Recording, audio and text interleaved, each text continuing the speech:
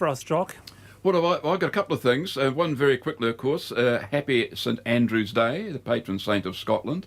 It is his birthday, I suppose, or death. I'm not quite sure. And I won't go into the history of St Andrew. It's a bit of an interesting past, old St Andrew, as to where he actually came from. Of course, he was one of the original apostles, as we all know. I think he was the first one. But his relics came from Constantinople about 1,300 years ago. There's not many people around these days who can still remember that. But there's an interesting story about him, and that is that if you put the saltire, which is the Scottish flag, the white cross of St Andrew on the blue background, if you hang that around your chimney, that will stop witches from coming down the chimney and coming into your home. But I should point out that it will not stop Santa Claus from coming down the chimney. So kids out there have got nothing to fear. The other thing I've been thinking about, of course, is as everyone is waiting, the world is waiting for over the next few days, I publish my annual pre-Christmas pub report in which I document preferred pubs I've encountered in the South Island, and also some to avoid. I won't give away any secrets at this stage, like my friend David Hartnell. My lips remain sealed until a few days away. But there are some new ones included. In fact, one that I paid a visit to for the first time just a few days ago in North Canterbury. But there's a couple of interesting ones which are now being labelled to avoid. Oh, so we'll just have to wait and see. I look forward to the annual Jock Anderson pub report. On Facebook in a few days. Okay, on Facebook. And by the way, Verity, people are wishing you every success. John says, you go, girl. As a follower of your writings, I wish you every success. Isn't that nice? John, thank you. Verity Johnson and Jock Anderson with me this afternoon. Stay with us, 4 to 5, right here.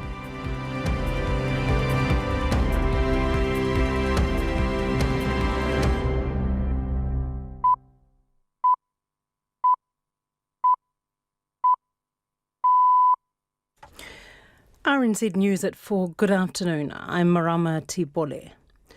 WorkSafe has charged 10 organisations and 3 individuals over the Whakaari White Island eruption last December.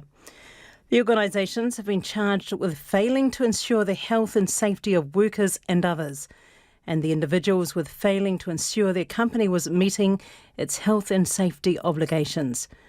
WorkSafe's Chief Executive, Phil Park, says none can be named. I know it will be frustrating for the victims, for their families, for their friends and for New Zealanders that I'm today unable to name the parties who have been charged.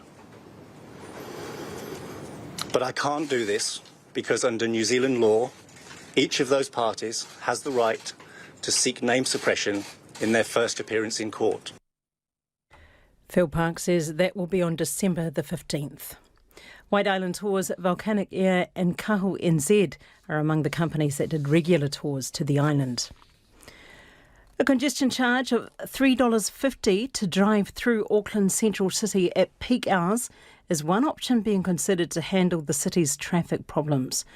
Details of the scheme have been revealed in a just-released report from a joint government and Auckland City group set up to see if congestion pricing would work. The report says there could also be a charge of $1.50 outside peak hours.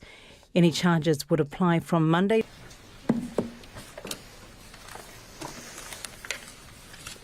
Kia ora koutou katoa. Today I am joined by Minister Wood, who will shortly set out the government's policy parameters around the extension of paid sick leave. First, I'll run through the week ahead, which sees the government getting down to business on keeping New Zealanders safe from COVID while accelerating our economic recovery with Parliament resuming. I'm in Wellington Tuesday and Wednesday for the House. On Tuesday, the government will introduce legislation that will deliver on Labour's manifesto commitments to extend New Zealanders' access to sick leave support. That brings us into line with Australia. And will adjust the tax rate for the top 2% of wage earners to help keep New Zealand's debt under control while protecting investment in services like health and education as we continue our response to COVID. On Wednesday, I will be speaking alongside Ambassador Wendy Sherman at an online event for the Glasgow Award. On Wednesday, I will also introduce into the House a government motion to declare a climate emergency. We have long considered climate issues a priority, but this is our first opportunity in the new term to declare it as such in the House. It also allows us to set a clear directive to the public service on the Labor government's policy expectations and the priority in which we hold this issue, whilst also sending a clear signal to the private sector of the direction of travel in this space. I'm also sure parliamentarians will welcome the opportunity for a debate on this issue. On Thursday, I will be in Kapiti turning the sod on the Tairaka Growth Project, one of the shovel-ready infrastructure projects funded through the COVID Recovery Fund to accelerate growth and create jobs in our regions. And on Friday, I will attend the New Zealand-China Council meeting in Auckland, and I'll also present the annual Ryman Prize. As you can see, we have moved very quickly on moving to implement our manifesto commitments. In this year of COVID, access to adequate sick leave has been brought to the fore, and especially how important it is for people to be able to afford to stay home when they are sick. However, our current leave rules and entitlements were not designed for extraordinary situations such as a pandemic. The government has had to step in to fill the immediate void with the COVID leave support scheme, which ensures those who have had a COVID test and need to self-isolate can still get paid. But we need a more enduring response, and one that also recognises the benefits to business and families of better entitlements.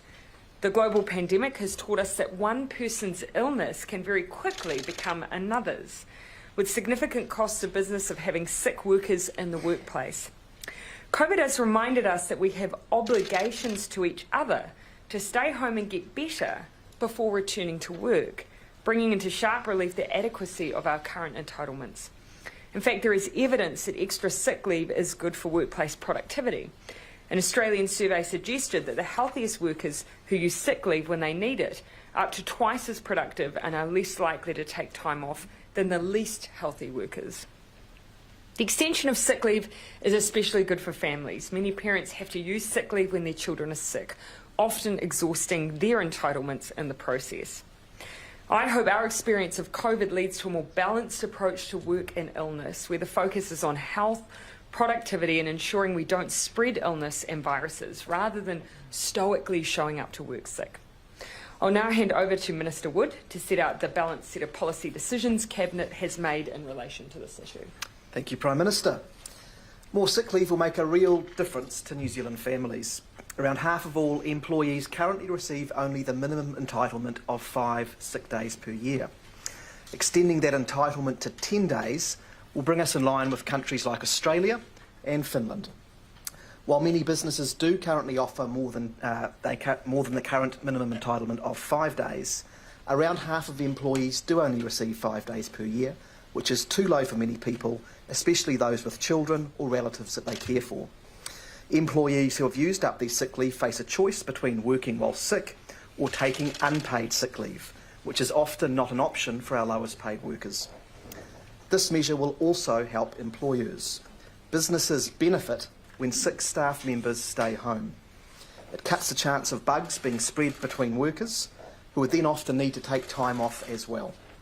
We do need to move past the tough it out culture that risks infecting others at work. Workers that have the chance to rest and recover are more likely to be happier and healthier, and as a result, more productive.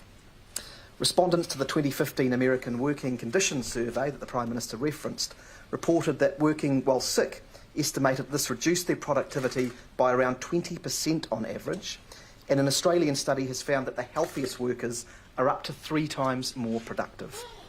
We're aiming to strike the right balance between giving workers much needed flexibility while not posing significant extra costs on employers. MB estimates that the cost of the increase is around 0.9% of the country's total annual wage bill. This is the gross cost and doesn't take into account the benefits as a result of fewer illnesses being spread through workplaces and the resulting absences, and also the improved productivity from happier and healthier workplaces. A study on the implementation of San Francisco's paid sick leave law in 2007 found no evidence of a negative effect on the economy, and the number of businesses also grew more rapidly in San Francisco than in surrounding areas when they introduced increased sick leave. As promised, the bill will pass through a full Select Committee process to make sure we can hear from everyone and smooth out any issues with implementation.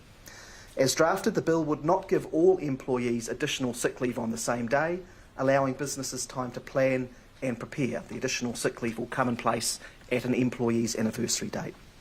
Existing employees' entitlement will increase to 10 days at some point over the next 12 months, depending on when they first became entitled to sick leave.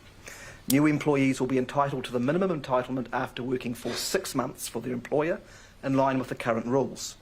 The bill also leaves a maximum entitlement of an employee under the Act at 20 days per annum.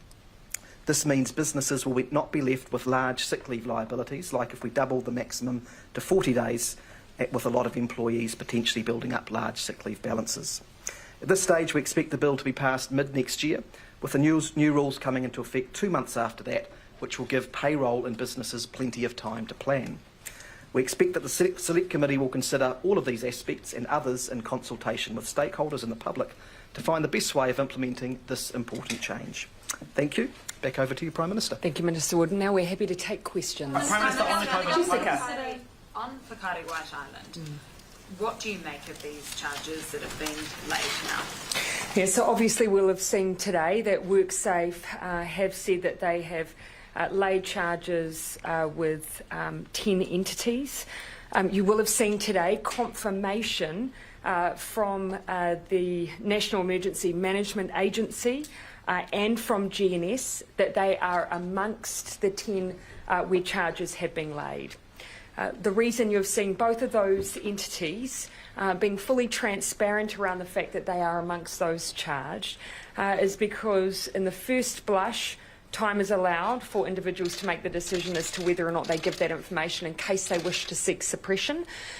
Name suppression, those agencies will not, and so for full transparency they are sharing that.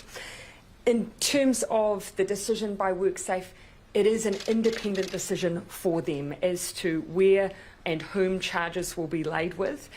Really, we need to leave it at that. We need this to be an independent process that people can have trust, confidence and faith in. And do you have a message of support to the victims and their families at this milestone moment? Oh, look, I'm very aware that not only are we coming up to the anniversary of this horrific tragedy, we also are coming up against the deadline for which charges needed to be, if they were going to be laid, would need to be laid. And so at this time, I know all New Zealanders' thoughts are with the families and those who experienced loss or injury. And there is no easy process from here, but it is the job of WorkSafe to make sure that if there are questions to be answered, that they play a role in leading the charge on that. And on sick leave, did the government consider subsidising business during that transition? Look, no, and of course keeping in mind that we signalled the intent here and we have tried to find balance as a cabinet, as the Minister has said, whilst we're increasing the minimum entitlement from 5 to 10 days, we haven't increased what you're able to accumulate, and that was our way of trying to take into account some of the pressures that we know our employers face.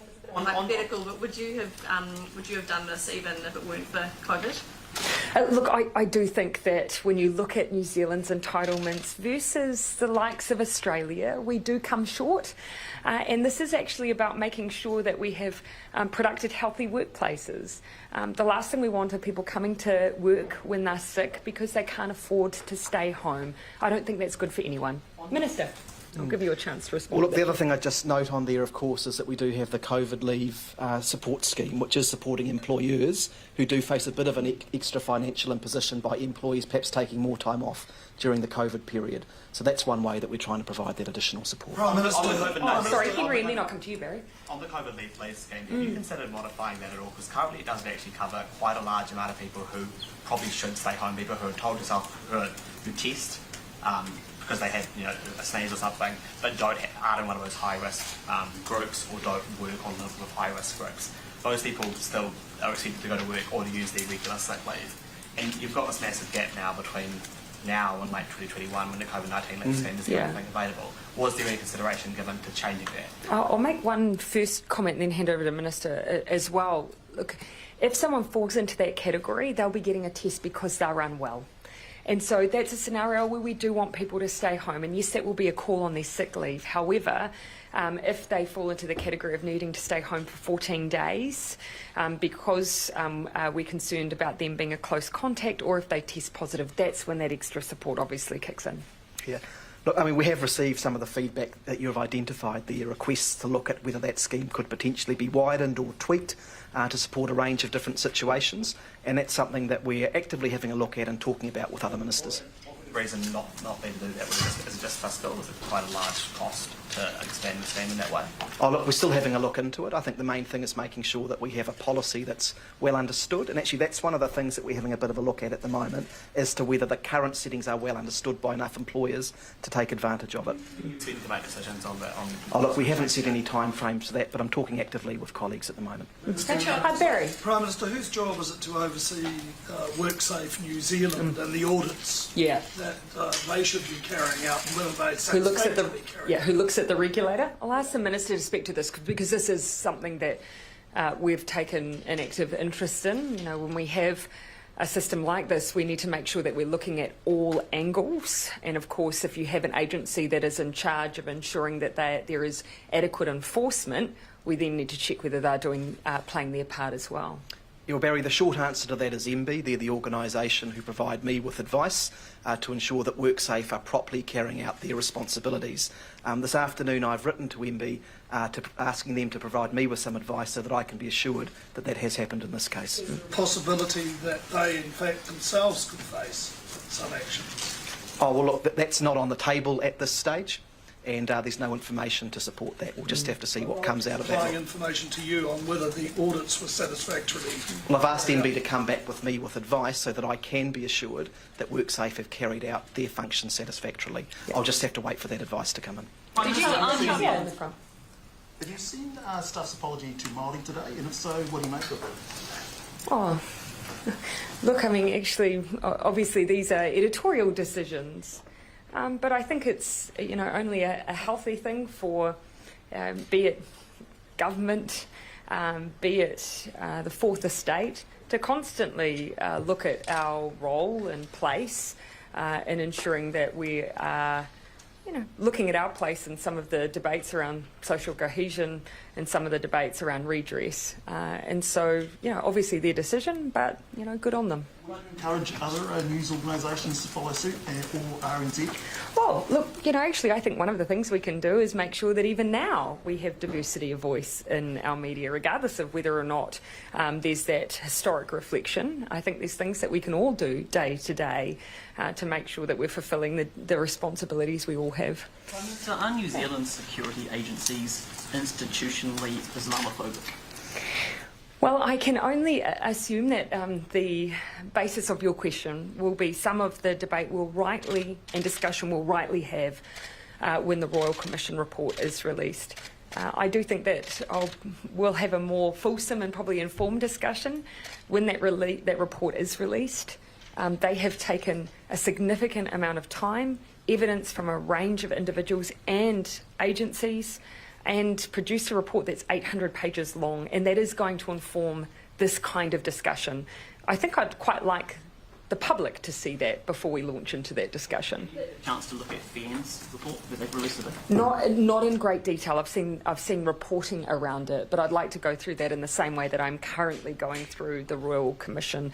I've made a start, but have not got all the way through yet. If child poverty is a priority for your government, why haven't you implemented more of the Welfare Expert Advisory Group's recommendations? Oh, well, the first thing I would say is that actually, you know, we have made significant progress on one of the key recommendations, which is that of income adequacy. Not all children who are living in poverty are living in the homes of people on government support, but a significant portion are. And that's why we have focused on things like the general benefit increase, indexing benefits to wages. It's why we introduced the winter energy payment and the Best Start payment. Some of those things have not been taken into account by the Child Poverty Action Group's report, and the report itself doesn't acknowledge the progress that's been made there. Would I agree that there's more to do? Yes. But we actually gave ourselves a time frame to implement some significant recommendations that were over a 3 to 5 year period, and we're continuing to do that work. Why haven't you removed the subsequent child sanction yet? That is as part of our work program. We have removed the sanctions around naming the father. That was a deduction that families were receiving that we felt. Cover this within their base. That we felt. Well, actually, everything is a budget bid, but that's not to trivialise the fact that we've agreed with that recommendation and are working on the implementation. That, though, relative to what we've seen increase for sole parents, that's been in the order of $100 a week for sole parent families, much, much more significant than some of the sanctions that we are removing now as well. One final point, though. We didn't agree with the general view of the expert advisory group to get rid of all sanctions. Our view is that there is a role for some. There were those, though, that we considered unnecessarily punitive to families with children, and we've been working on their removal. Have you done Bernard. Prime Minister, why can't you implement the full $5.4 billion of increased benefit in this current term as recommended? Okay, so firstly, of course, there's the fact that whatever we implement across benefits, if they are to be sustained, we of course have to make sure that we can fund them in out years. They're not one-off costs. And so making sure that they are not repealed means making sure that they are sustainable in the first place. So that's the first point I'd make. And we were very upfront that some of the 40+% increases suggested by WEAG we did not see as something that we could do immediately. The second point I'd make is when we first came into office, within the first 100 days, we put $5.5 billion worth of investment into the families package. Now, that investment was very directly targeted at families and children. Some of the WEAG report, yes, has been about increasing general benefits, but not always targeted at children. And so because we had that very specific focus, we used the family tax credit because it reaches families on benefits with children, the winter energy payment because it reaches the most vulnerable, and we brought in the Best Start payment, which also goes to families on benefits with children under 3, which is that area of high vulnerability, very few choices for parents who have caring needs, and was targeted at those first 1,000 days. So that's why we've done it that way. I note that CPAC have not taken into account in their assessment the families package, and I disagree with them for doing that because it's significant in terms of its impact. Prime Minister, the families of people who were killed in the CTV building in Christchurch have asked for retired High Court judges to look into the police's decision not to press charges against, I think, the engineers who were involved in the construction of that building. They just like that decision of the police to be looked at. Do you have an opinion on whether that would be appropriate? And so this was raised with me before I came down. I've seen some of the reports around that. I do want to look at the letter. I want to make sure that we reply to it. Obviously, this has been an issue over the last several years, and so much has been traversed around this, and I absolutely understand that the families involved here, in a similar way to the families from Pike River, feel like justice has not been done. So I totally understand why they have made that call. But before I give another response on that, I do want to look at the letter itself. So you would commit to making a sort of an official, formal response to those concerns? I will reply. I will reply, but I don't want to raise expectations. The complication with the CTV, of course, around the time that had passed, where liability or culpability sat, has been well traversed, and I don't want to raise an expectation of reopening that, but I do want to make sure that I reply to the letter. Come to the middle before I come. Do you regret ruling out a capital gains tax while you're leader? No. Of course, as I've said many times on this podium and many times generally, as a Labour Party, that was something that we took to more than one election, that we took to New Zealanders to try and garner support for that. We were not able to do that. We tried again as a government to try and get consensus from the parties that represented the majority of voters. We were unable to do that. My view was that although I support the principle of a capital gains tax, and I've never changed my view on that. I had to accept that I hadn't won over New Zealanders on it. I'll let you follow up the question there. Some would see that as maybe trying to pass the blame on to New Zealanders. Is that fair? No, I think it's just acknowledging that I've listened, and it's not about apportioning blame. I have to also, acknowledge here that some of the countries that are experiencing house price increases in this period of time do have something akin to a CGT and are also experiencing these changes. So the argument I would make is that there are other levers that we have an obligation to look at, and we will, and we are. Did you transform the right line test? I will just. I had another question. No. Okay, then I'll come back to you then, Henry. Are you saying that David Cunliffe would have won the 2014 election had he not campaigned on a CGT? No, not at all. Simply the point I'm making is that we've taken the policy to several elections, and we had been unable to convince New Zealanders of that policy. Polling here that shows it's so dramatically unpopular, because there was polling done by One News during the last kind of attempt which showed a feed of an income tax cut. No, but I think we've well traversed this policy initiative. If we're looking for levers that will make a difference to house prices, the idea that simply this one is the only one is not correct, and I think that's well understood. There are a number of levers, and we have continued to do work on both demand side and supply side. I'll come into the front. What about levers that look at Actually, Thomas, but then Janae, but yeah. Sorry, what about levers that look at fairness in the tax system and also inequality, as opposed to levers that look at house prices? Yeah, and we of course have looked at that too. So we have closed some of the tax loopholes that applied, and in our view, of course, advantaged those who chose to use property as an investment tool. Equally, we have extended, and we did extend, the Brightline test to directly deal with those who may be buying houses and then flicking them for short-term capital gain. All of those are levers that, of course, we felt were important to pull in the market and the environment that we're in. Now, of course, we continue to look across the board at things we can do, particularly to assist first-time buyers. Colleague, Toba. Thank you. Analysis by News Hub shows that at least $377 million of wage subsidy was taken by companies that remained profitable. Why aren't you making them pay it back? Of course, keeping in mind that the main purpose, and this has always remained the case, of the wage subsidy was to keep people in work. What we wanted to do was make sure that we targeted those businesses who, because of the significant impact of COVID-19, without the ability to support their employees to stay in work, would likely fire them. That was what the wage subsidy was for. It has proven its worth. Of course, now we're asking for those companies who have found themselves in a positive position at the end of the year or coming out of COVID to do the right thing, but acknowledge that that was not part of the criteria. Back on sick leave, why not bring it in under urgency?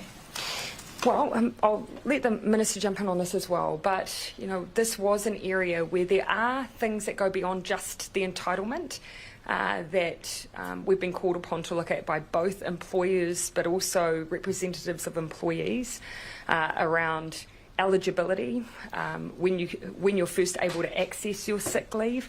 These are issues that actually did need to be looked at by a select committee. So our view was get it into select committee quickly, but give it a full process so that people can air some of those issues as well. Introduce some of those other areas. The Prime Minister's right there. The other factor here is that we're dealing with payroll systems, hundreds of thousands of payroll systems that'll have to introduce any changes that we make to sick leave. And one of the things that we're very conscious of is that we want to implement it right so that we don't have problems when it actually rolls out at businesses all across the country. In the back of our minds, we've got this big issue around the Holidays Act, which has been rumbling along for a number of years. That causes headaches for businesses. We want to get this bedded in well, and a good select committee process and a little bit of time allows us to do that. There's a growing rift between Australia and China.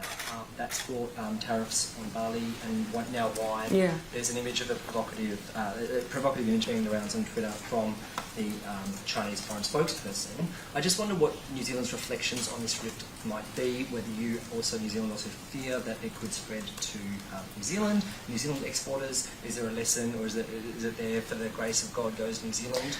I think my reflection would be that Trade tensions and the observation of trade tensions is not new. We have seen, obviously, Australia having some recent experiences. We've seen the likes of Canada and obviously an escalation between the United States and China. From New Zealand's perspective, we've always maintained our independence in our foreign policy. Yes, of course, we have very important trading relationships with a number of nations. We do not let that change the position that we take on issues that matter to us. When it comes to the way that other countries will then tackle any tension around trade and trade issues, they'll do that through mechanisms like the WTO. My understanding is that for Australia, there's not yet been a decision or at least any declaration that they're likely to take the issue of their wine exports to the WTO. But of course, we continue to observe as a country that supports a rule-based order and the importance of a strong rules-based order for trade. We, of course, naturally observe many of these cases, and it's not specific to any country. There are a number of countries where we observe these cases in the WTO. Follow up on the wage subsidy. Yeah. New Zealand has talked up Hong Kong and other things to China, that is. Why do you think that New Zealand hasn't had any sort of... My view is actually that we talk in a completely understandable and reasonable, from a reasonable perspective on these issues. We have interests there. We have New Zealanders who operate out of Hong Kong. We have those who are resident in New Zealand who have concerns around the ramifications or the repercussions for some of the changes in the legal framework in Hong Kong. And we signal where we have these concerns. And in a very predictable way, we will use different forums, whether it's ministerial statements, whether or not it's bilateral. So New Zealand's pretty predictable in these areas, and that's the course of action that we take with any country where we have concerns in the way that we raise them. Quick follow-up on the wage subsidy question. Multinationals who don't even pay tax here are now posting profits after taking the wage subsidy. Are you okay with that? Oh, and I have said time and time again, there are the rules that were set down. And we expected and do expect companies to comply with that. Then there will be those who are following the rules but are not following the spirit of New Zealand's values here. Those wage subsidies were to support employees to stay and work, not to prop up profit. Any updates? Yeah, I'll come to you, Derek, and then Dan in the front. Do you have any update on the Trans-Tasman bubble? Australia's all but seemingly eliminated COVID as we have. So have you had any discussions about the hotspot criteria? Yeah. And whether certain states can have quarantine-free travel, or is it still like all of Australia needs to be there? So, couple of things to say here. That even when we have that close proximity to some of that criteria about being free of community transmission, you're still seeing the likes of, I believe it was Premier Dan Andrews talking about wastewater treatment still demonstrating COVID in Victoria and wastewater testing. And so, look, we do exercise a bit of caution, but for us, it's as much about the parameters we have if and when travel were to open. So one of the concerns that we have is, yes, that criteria might be met, but Australia has at least presented to us a higher tolerance for community cases than we have. Originally, the suggestion was that they wouldn't shut down inter-regional travel for anything until they reached up to 30 cases across 3 days. So we don't want to yo-yo in and out of travel with Australian states. We, of course, have a greater interest in clarifying those borders. It matters less to them because they've opened one way with New Zealand. So that is those parameters are things we're still trying to work through with Australia. What do you need to see over there before you're satisfied? Some clarity around if they have an outbreak in one state, how they would close down those borders in order to protect the ongoing operation of a bubble. We would prefer to be in a situation that once we're open, if, for instance, we're open with New South Wales and say Victoria has an outbreak, they'll be shutting down those domestic borders in such a way that we can continue operation with one state. That isn't exactly clear at this point, so that's something we're still working through. It's not just a question of elimination in Australia, it's also a question of their rules. Yeah, exactly, because you might get into a place where you have, that we're free of community transmission, but actually it's as important for us to recognise what will happen if and when cases arise, because they will and they do.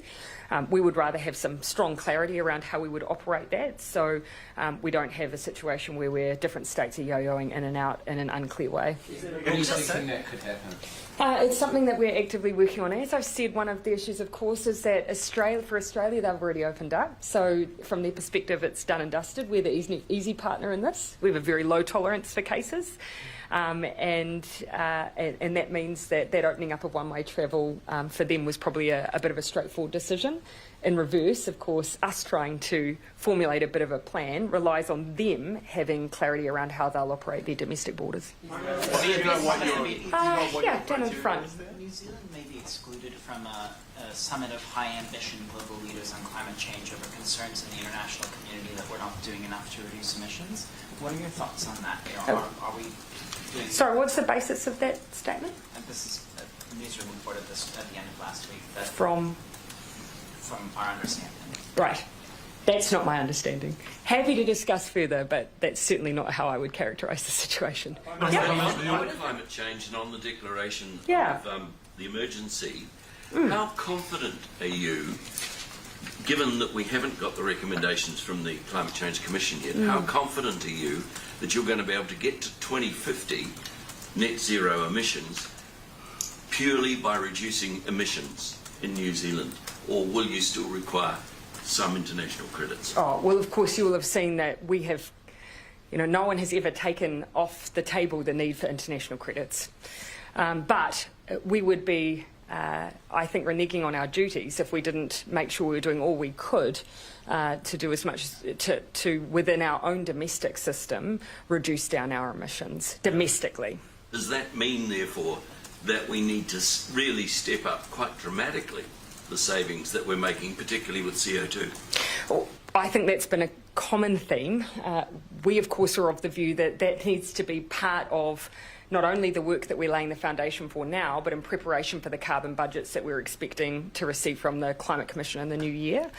I don't have yet, of course, a view as to what that will present to us, but the fact that we are, for instance, saying we don't want any baseload generation being generated out of fossil fuels, that we want to rid of the use of coal boiler for thermal generation as well, low processing heat as well. All of that is us laying the foundation for what needs to be done to reduce down our CO2 emissions. I don't think anyone accepts the idea that you simply offset in its entirety. Prime Minister, the Electoral Commission has just released the Electoral Commission have just released their statistics from the election, a more full version, showing youth turnout was quite a large amount. 24-year-olds 50% to 60%, and 25 to 29-year-olds 55 to 62. What do you put that down to, and do you think it helped your win? I haven't actually done some of the analysis that would lead us to conclude either way. I think everyone would agree that if you get voters very early on, so even again the bracket below 24, we want to engage in that first opportunity to vote, and that's because the research demonstrates that if you grab a voter in that first opportunity to vote, they are more likely to vote in the next election and the next election thereafter. So it's a benefit to our democracy when we get early youth engagement. It's one of the reasons, of course, we talk often about the importance of civics in schools, because of that window we have in that first vote to engage a voter for the longer term. You think how the party come to its I'm going to take the last couple after this as well. Do you think that high turnout, much higher than the last election, do you think it helped your party get its massive one? I wouldn't want to make an assertion either way. What I will be interested in is whether or not some of the changes that were made around enrolment, which previously has really disenfranchised voters. I think my memory is roughly 20,000 people who showed up to vote, but because they hadn't enrolled before election day, their vote didn't count. That change was made to ensure that there wasn't an administrative reason why people's vote weren't counting. My hope is that that would have meant that more young people would have had their vote count this election. GNS Science has just advised that it will face charges in relation to the Whakaari White Island eruption. Yeah. Do you think a topic of the court case could traverse the level of Crown funding it receives and allocates towards that risk assessment? Look, I wouldn't want to preempt or predetermine the arguments that will be made by GNS. I would anticipate that, as has been the case in other jurisdictions, there will probably be a heavy focus on the role of science in the advice that is received, distributed and utilised for earthquakes, volcanoes and so on. And that is, I would anticipate, a likely focus of some of that court case, but I wouldn't want to anticipate any of the arguments that GNS would make either way. Yeah, Thomas, and then and I'll finish do you have a again. response to the criticisms raised by the Auditor General of the light rail procurement process that finished up late last year? Do I have a response to that? The Auditor General wrote a letter to the Ministry of Transport last week raising some concerns. Or the Minister of Transport. Yeah. Someone's got cues about transport in this room. Look, most of it, actually. Look, we received, well, we didn't receive, but we've have a copy of the letter from the Auditor General, and obviously what that relates to is a twin-track process which was finished by Cabinet in August of this year. Look, I think we have to respect any of the findings of the Auditor General in terms of the processes that we run, so we're going to absorb those lessons, but that process actually ended before the election, and we're moving forward and expect to be able to follow all of the directions that the Auditor General has identified. So does that mean that you are now open to a complete free open market bid for the light rail from all comers, so to speak? We're still in a process of making decisions about exactly how we're going to carry that project forward, and I expect to have more to say in the new year. But what I am saying is that we expect to run a process that will meet the satisfaction of the Auditor General in light of the letter that he sent last week. Just quickly, are you saying that New Zealand has or will be invited to the Sprintford Glasgow event? No, not necessarily. I'm just saying I wouldn't characterise our involvement or the invitation or whether or not we have one in the way that's been described by Newsroom. Again, I don't believe that actually the final involvement or not has been finalised, but the idea that New Zealand lacks ambition has nothing to do with this issue from my perspective. So, Minister, I'm going to clarify on the Australia bubble. So we could be I actually called last question. I'm going to be generous. Sorry, just clarify on the Australia bubble. We could be in a situation where Australia has complete elimination, 28 days, 0 cases anywhere in Australia, but we still don't open that bubble because we're concerned about the rules. Well, again, as I've just said, in fact, in Victoria, they're still reporting wastewater testing. So that's a hypothetical we're not in yet. And obviously South Australia is still dealing with some issues. What I think we have to acknowledge is that we're going to be in an environment where these issues will crop up from time to time. They are for us. So we need a regime that means that we can, with confidence, operate a border that doesn't open and close. That means with very little warning, with our understanding of the way domestic borders perhaps could be used as a buffer in the first instance, and doesn't leave travellers stranded. No one wants that, so those are issues we're still wanting to work through. Okay, thanks everyone.